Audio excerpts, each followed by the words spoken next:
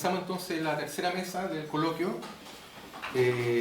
Va a estar ahora Christian Andbarte con el título de su ponencia como un higo de palabras y por qué en tiempos de escritura generativa. Entonces comenzamos, Christian.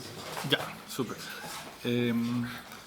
Bueno, muchas gracias ahí por la idea de armar este coloquio. Un autor que personalmente he leído siempre con mucho placer e interés, y probablemente lo que presento, más que desde un estudio de Pons, proviene de ese amor por Pons y de las inquietudes que me despierta. Entonces, bueno, voy a hablar de un libro que se llama Como un higo de palabras y por qué. Este libro publica las variaciones sucesivas de un poema que Pons comienza a escribir en 1951 sobre un higo. En 1959, o sea, 8 años después, este poema gana el Premio Internacional de Poesía de Capri.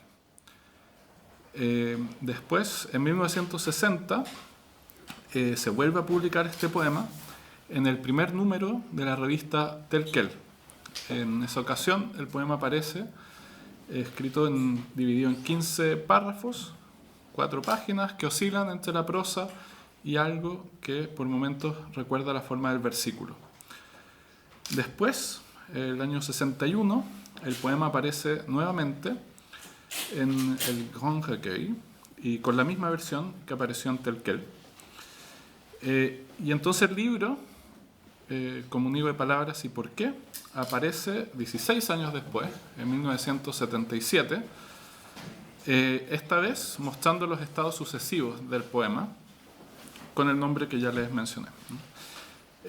Consultado entonces por el nombre, que puede sonar un poco extraño cuando uno lo escucha por primera vez, en una entrevista con Jean Christophe, que era el director de la colección Die Graph, donde el libro fue publicado,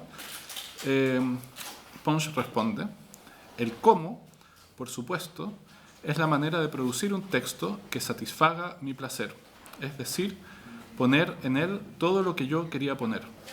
Evidentemente, es un poco loco, en cierto modo, relacionar a Símaco o a una iglesia rural con un higo. Simplemente es así. Así que el cómo significa cómo hacer que un texto que viene de todas partes, con una imaginación extraordinaria, sea eficaz y legible. Luego está el por qué. Hay páginas enteras, borradores, en los que indico que la realidad de las cosas para mí es completamente indecible. ¿Se entiende? Consigo, bueno, hasta cierto punto, no me atrevería a decir una cierta maestría de expresión, hacer que las metáforas, las imágenes, parezcan relativamente exactas. Cierro la cita de la entrevista. Más allá de la inscripción de este libro en la obra de Pons, me gustaría destacar al menos 2 formas de entender el gesto que realiza.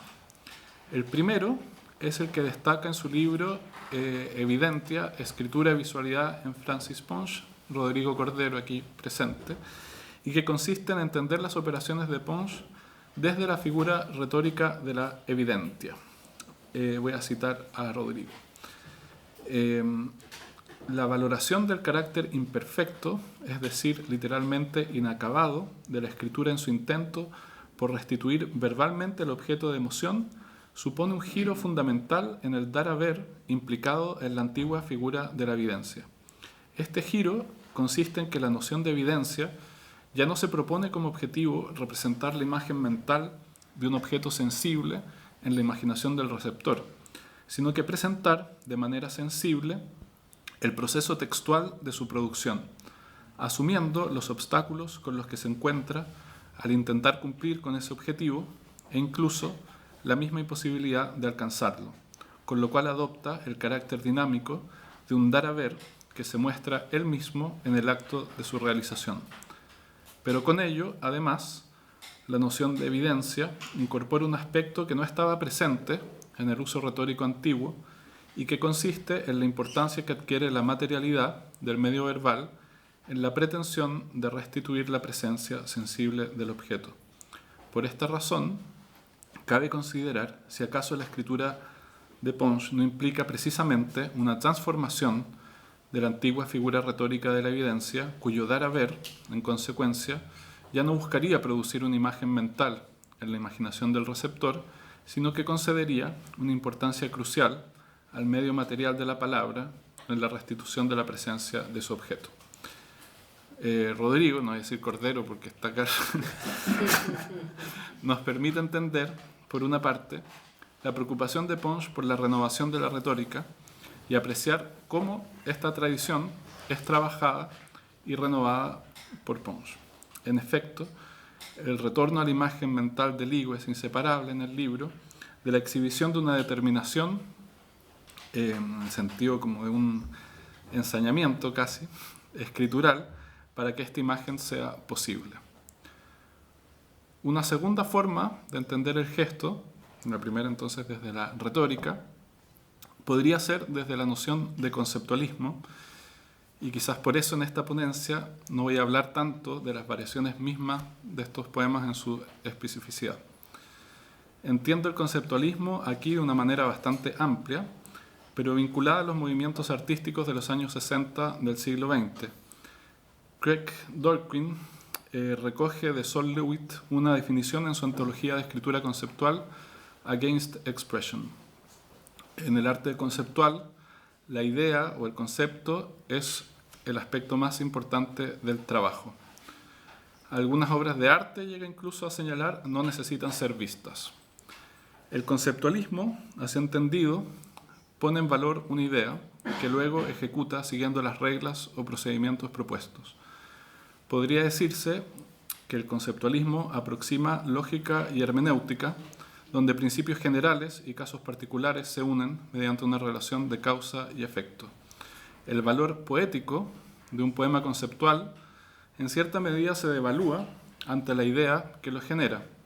Y aquí es donde, creo, el caso de este libro es hasta cierto punto paradójico, ya que si bien puede entenderse como un libro conceptual, gobernado por una idea que explica la singularidad de cada una de sus partes, ¿no? Es decir, voy a publicar todas las variaciones de un mismo texto, al mismo tiempo escoge hacer esta operación para volver a poner en valor el poema como tal, cuyas distintas variaciones aparecen como formas entrelazadas y que van configurando una singularidad como indeterminable al fin, pero que es más rica que la idea que ordena al conjunto de variaciones. Aquí me parece que se ve un poco la duplicidad de Pons como escritor vanguardista y clásico a la vez.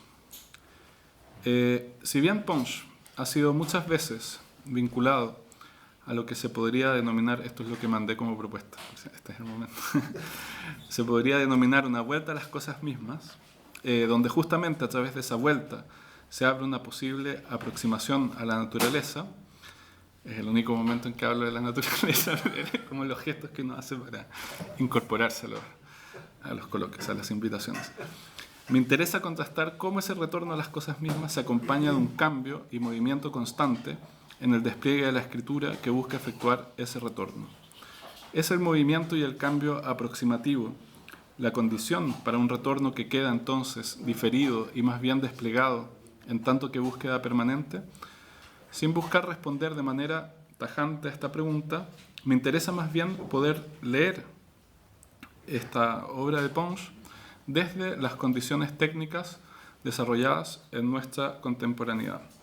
¿Cómo leer entonces como un hilo de palabras y por qué en tiempos de escritura generativa? Se trata de una reflexión abierta que busca volver a Pons ensayando caminos que nuestro mismo entorno técnico nos ofrece como contrapunto. El fuerte desarrollo de las tecnologías llamadas inteligencias artificiales y de las escrituras generativas, que automatizan procesos cognitivos, creativos complejos como la escritura, la lectura, la elaboración de imágenes, nos sitúa en un contexto técnico diferente, ya no solo al de la cultura impresa, sino que también al de la mera digitalización de la cultura. La expresión se vuelve, aunque siempre lo ha sido, irreversiblemente técnica, lo que sin duda desarma uno de los pilares de la visión humanista de los procesos de subjetivación a través de la palabra, la escritura y la lectura. Dusan Kotoras, que no está aquí presente, en una ponencia sobre cómo enfrentar la lectura ante la aparición del famoso chat GPT, planteaba que el hecho de que algo puede escribir sin subjetivarse resulta ominoso. Y si bien esto es cierto desde una mirada humanista que valora los procesos de subjetivación que antiguamente se confiaban a la letra impresa, me confronto cotidianamente con estudiantes y tal vez algunos profesores que están más que satisfechos con la posibilidad de que una aplicación responda casi instantáneamente a sus preguntas.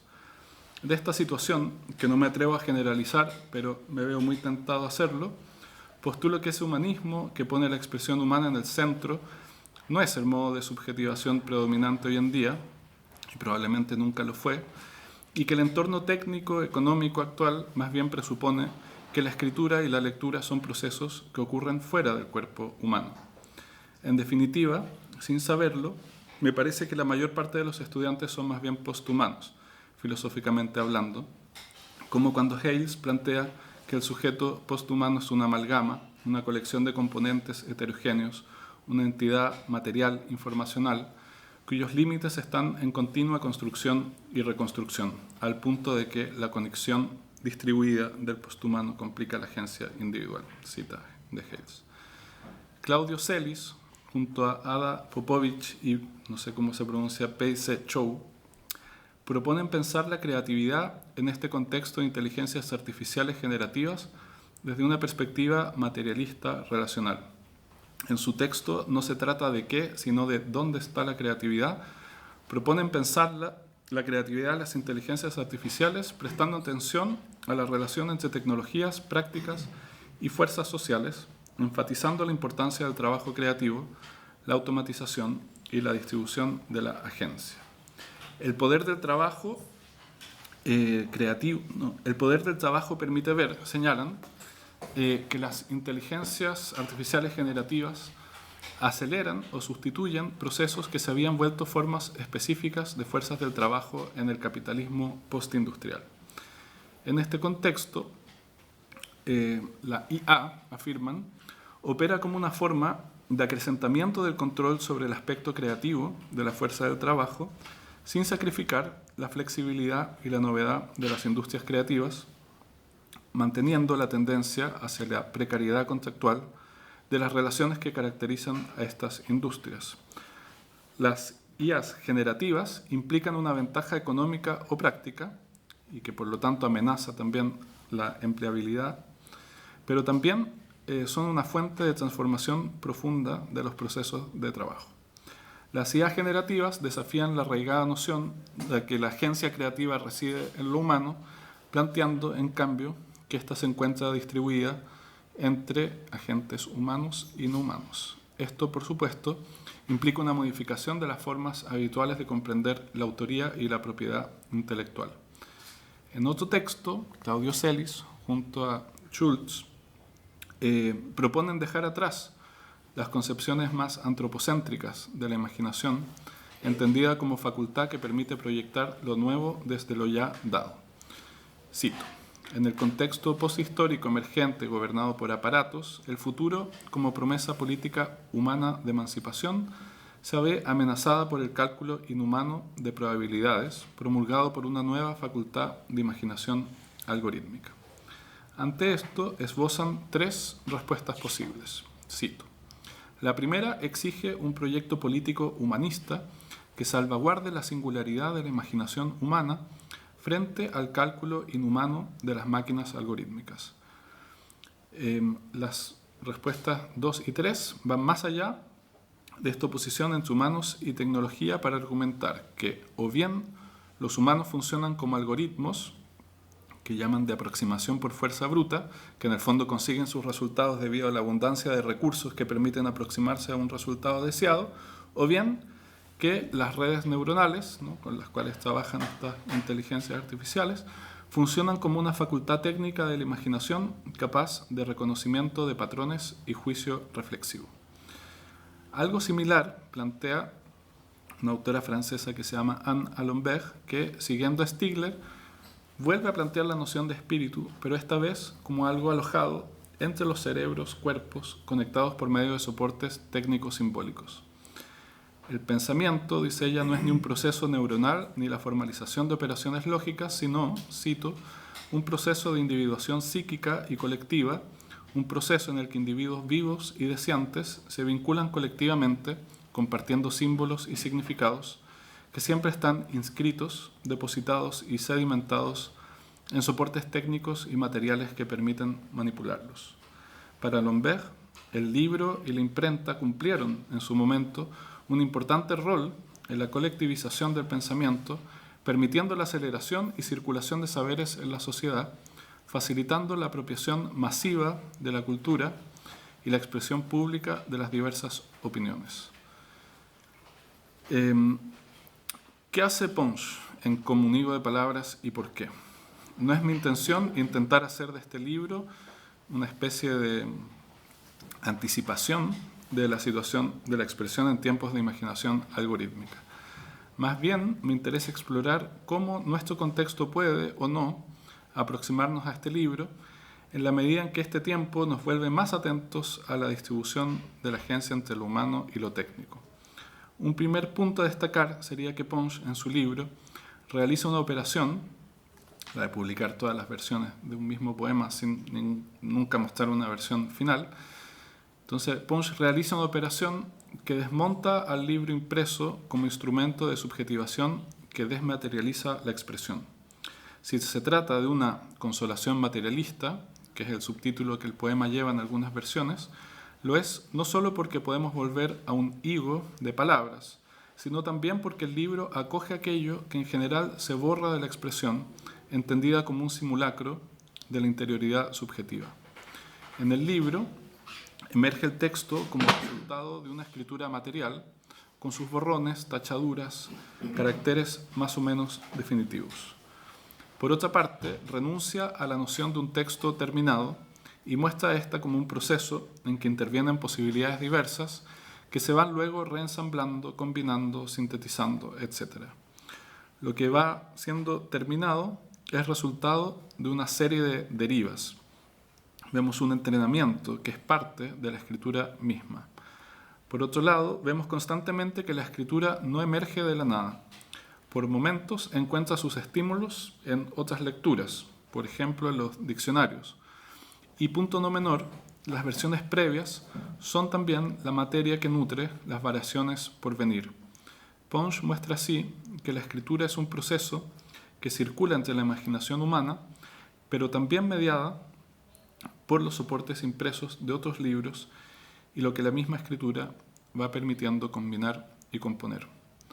Si bien Pons opera en un contexto donde la computación es todavía incipiente y no masificada, combate contra una lógica efectista del texto que borra las huellas de su producción. Algo similar ocurre hoy en día con el funcionamiento de las escrituras generativas, cuyo funcionamiento interno está recubierto de lo que se suele llamar una caja negra. La superposición de múltiples operaciones no permite trazar el camino que lleva a un resultado determinado. Si la escritura de Pons, en su tiempo, podía funcionar como una crítica contra la fetichización de los textos poéticos en una sociedad del espectáculo crecientemente consumista, hoy también nos permite recordar que detrás del carácter mágico de la automatización de textos hay diversas capas de trabajo y de producción que están siendo borradas para cumplir mejor sus fines prácticos. Por otra parte, a pesar de su gestualidad materialista, hay algo en el libro de Pons que fascina, y es que vemos, a través de la repetición, una agencia imaginativa combinatoria que no se deja reducir por programas predecibles. En esto, Pons realiza un retorno no solo a las palabras, sino también a la figura del escritor como instancia que es capaz de desplegar en la repetición las infinitas variaciones desde donde puedan extraerse textos, ahora entendidos como frutos de un trabajo incesante.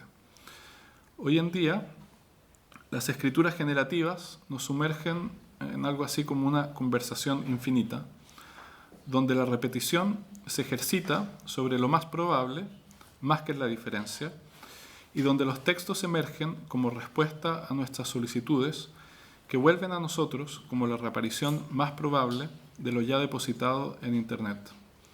En el fondo, la escritura generativa hace que nuestras inquietudes se adecúen a lo más probable ya existente, proponiéndonos variaciones dentro de ese conjunto. Quizás es la posición del placer y del deseo lo que cambia. En Pons es la iteración individual que produce diferencias que luego son reintegradas en nuevas síntesis que van produciendo mayor placer. Esta operación es ofrecida en el dispositivo libro como experiencia disponible para otros individuos, miembros de lo social. En las escrituras generativas, una inquietud produce iteraciones invisibilizadas que nos entregan textos destinados a satisfacernos. El producto entregado satisface la necesidad práctica, oscureciendo no solo las iteraciones, sino que también la masa de datos, de textos escritos por otros, de los que el texto emerge. Lo que vuelve entonces en Pons de manera incesante,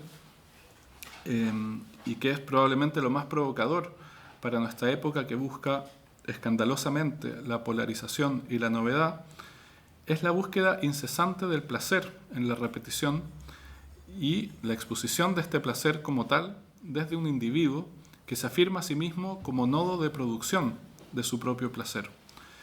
Un lugar opuesto al del imperativo generativo que delega a la técnica una respuesta en que el trabajo productivo es anonimizado e invisibilizado.